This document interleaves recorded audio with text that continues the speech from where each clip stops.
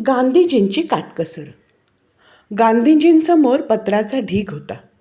आलेलं पत्र ते काळजीपूर्वक वाचायचे आणि कोरा भाग कात्रीनं कापून बाजूला ठेवायचे.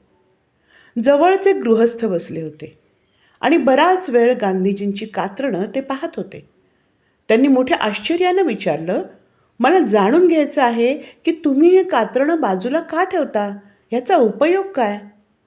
गांधीजी म्हणाले, जेव्हा मला पत्रांची उत्तरं द्यावी लागतात तेव्हा मी ही कात्रणं वापरतो.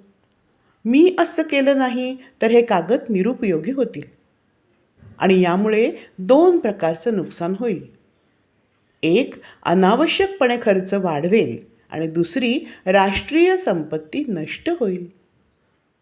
एखाद्या देशात असलेल्या सर्व वस्तू म्हणजे त्या देशाची संपत्ती होय. आपला देश गरीब आहे.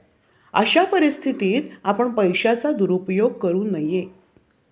गांधीजींच्या काटकसरीचा एक भागही आपण अंगीकारला तर आपली झपाट्यानं प्रगती व्हायला वेळ लागणार नाही. धन्यवाद.